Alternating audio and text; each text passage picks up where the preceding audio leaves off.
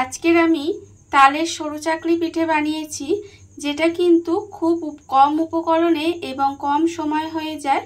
খেতে কিন্তু অসম্ভব সুন্দর লাগে, একেবারে নরম তুলতুলে হয়।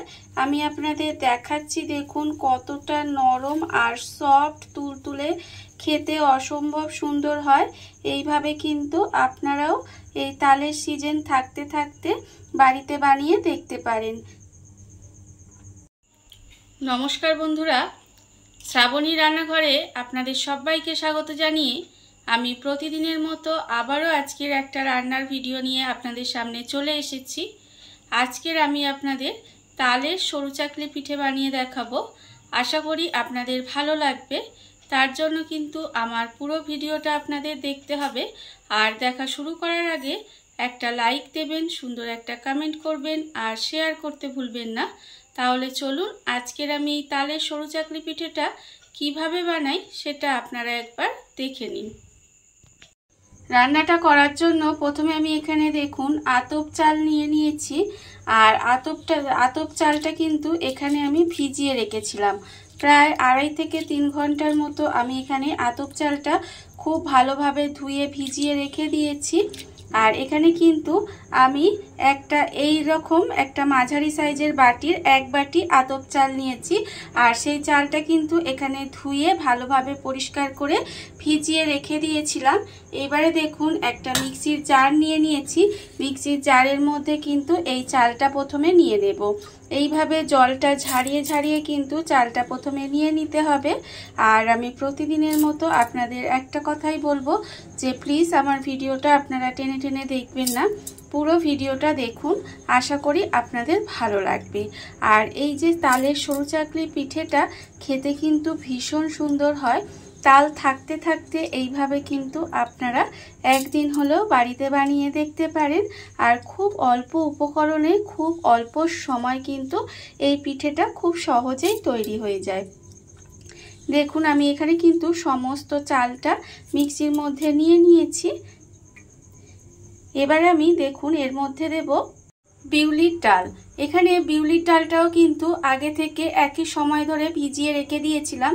আর তার আগে কিন্তু খুব ভালোভাবে ধুয়ে একটু পরিষ্কার করে নিয়েছি, তারপরে কিন্তু এটা ভিজিয়ে রেখেছিলাম। আর এটার আমি মাপটা বলে দিই, আপনারা যে পরিমাণে চাল নেবেন তার কিন্তু 4 ভাগের 1 ভাগ এই বিউলির ডালটা নিতে হবে। আর এখানে দেখুন বিউলির ডালটাও সুন্দরভাবে ভিজে গেছে। এইবারে এই ডালটাও কিন্তু আমি এই চালের মধ্যে একসঙ্গে দিয়ে দেব। দেখুন এইভাবে কিন্তু ডালটাও দিয়ে দিতে হবে। আর ডালটা আপনারা দেখতেই পাচ্ছেন চালের তুলনায় কিন্তু ডালটা অনেকটাই কম আছে। এইভাবেই ডালের পরিমাণটা যদি দেন তাহলে একদম পারফেক্টভাবে সরু চাকলিগুলো তৈরি হবে। দেখুন ডালটাও কিন্তু আমি এর মধ্যে দিয়ে দিয়েছি। এইবারে আমি এর মধ্যে দিয়ে দেব জল। এবারে কিন্তু যে বাটি মেপে আমি চাল আর ডাল দিয়েছি সেই বাটি মেপেই কিন্তু আমি এখানে 1 বাটি জল দিয়ে দিলাম। প্রথমে আমি এখানে 1 বাটি জল দিলাম, দিয়ে এবার এটাকে খুব ভালোভাবে পেস্ট করে নিতে হবে। এটা কিন্তু একদম সুন্দর করে মিহি করে পেস্ট করে নেব। এখানে আমি চাল আর ডালটাকে দিয়ে খুব ভালোভাবে মিক্সির মধ্যে দিয়ে পেস্ট করে নিয়েছি।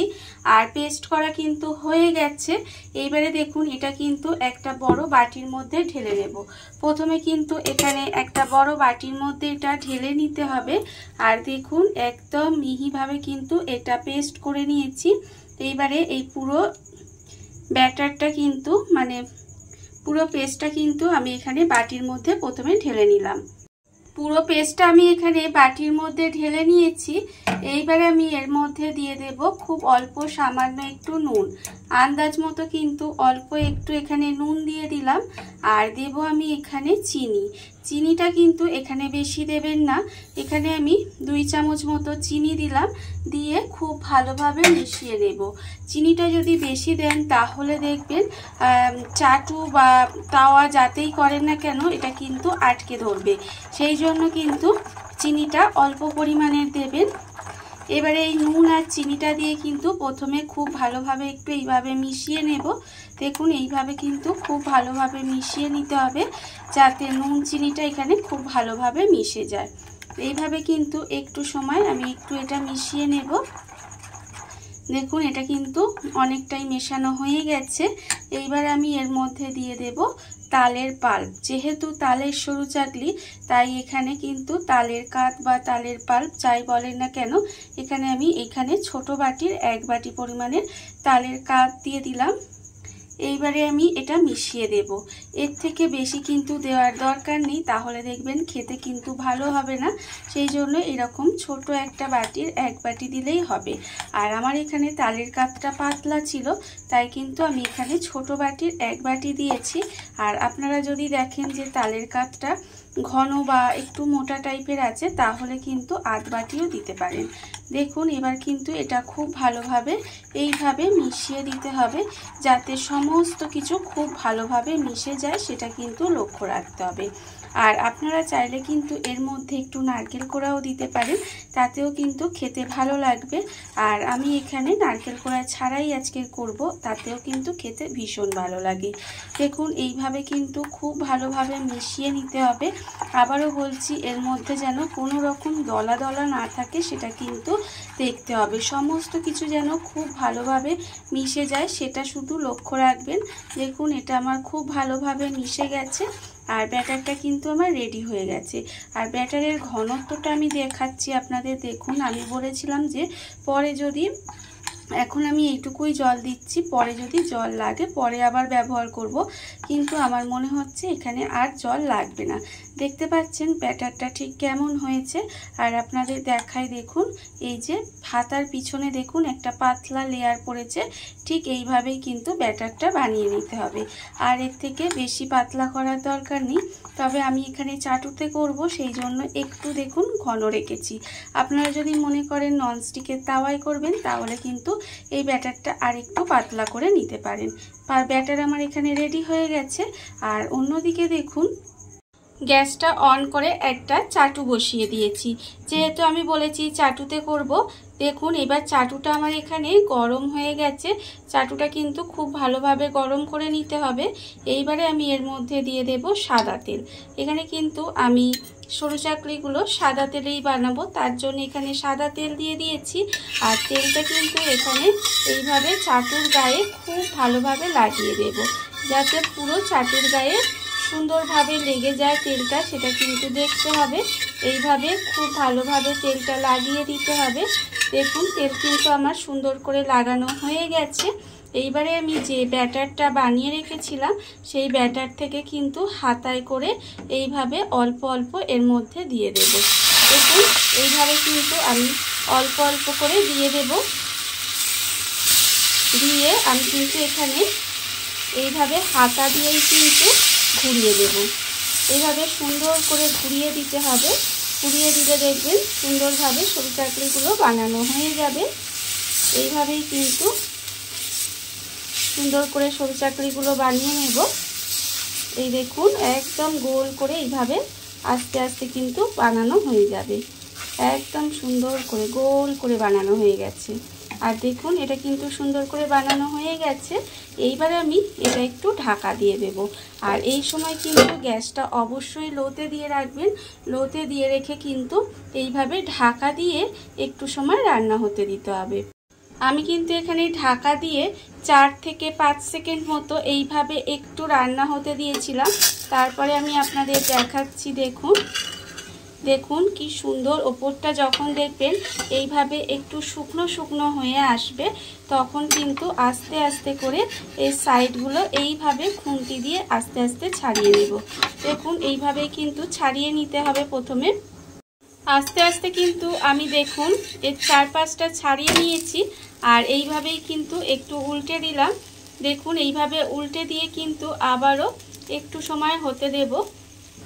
এই ধরুন 5 থেকে 6 সেকেন্ড মতো এইভাবে একটু সময় হতে দিলেই কিন্তু এই পাশটাও হয়ে যাবে। দেখুন এটাও কিন্তু সুন্দরভাবে উঠে এলো। আর আপনাদের দেখুন এইভাবে কিন্তু একটা থালার মধ্যে রেখে দিতে হবে। কত সুন্দর দেখুন সরু চাকলিটা তৈরি হয়ে গেছে। আর আবারও কিন্তু ভাজার সময় এখানে খুব অল্প সামান্য একটু তেল দিয়ে দিলাম। অল্প একটু তেল দিয়ে আবারও কিন্তু খুব ভালোভাবে চাটুর গায়ে লাগিয়ে দেব। দেখুন এইভাবে কিন্তু সুন্দর করে চাটুর গায়ে লাগিয়ে দিতে হবে। আর আবারও কিন্তু এর থেকে এইভাবে অল্প অল্প ব্যাটার নিয়ে আমি কিন্তু এখানে দিয়ে দেব। দেখুন ঠিক একইভাবে কিন্তু সরু চাকলিগুলো এইভাবেই বানিয়ে নিতে হবে।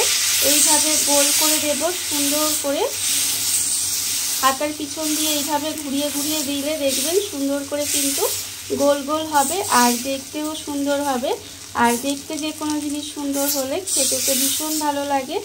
দেখুন এইভাবে কিন্তু আবারও গোল করে ঘুরিয়ে দিলাম সুন্দর করে, আর আবারও কিন্তু একটু সময়ের জন্য এটা ঢাকা দিয়ে দিলাম। এটা যতক্ষণ এখানে ঢাকা দিয়েছি আর এখানে যেটা ঠান্ডা হতে দিয়েছি সেটা কিন্তু এবারে ভাঁজ দেব। প্রথমেই কিন্তু ভাঁজটা দেবেন না, তাহলে সরু চাকলিগুলো ছিঁড়ে যেতে পারে। দেখুন একটু সময় একটু ঠান্ডা হওয়ার হলে তবে কিন্তু এই ভাঁজগুলো দেবেন। এইভাবে ভাঁজটা দিলে দেখুন কত সুন্দর দেখতে লাগছে। এইভাবেই কিন্তু ভাঁজটা দিয়ে নেব। আর দেখুন এইভাবে কিন্তু আমি এটা এখানে রেখে দিলাম। আর আবারও দেখুন এইখানে ওটা হতে হতে কিন্তু আবারও এদিকেরটাও কিন্তু হয়ে গেছে। এটা আবার আপনাদের খুলে দেখাবো ঠিক কেমন হয়েছে। দেখুন এটাও কিন্তু একদম ওপরটা শুকনো হয়ে গেছে। যখন দেখবেন ওপরটা শুকনো হয়ে গেছে তখন কিন্তু এই পাশ থেকে খুন্তি দিয়ে আস্তে আস্তে তুলে নিতে হবে।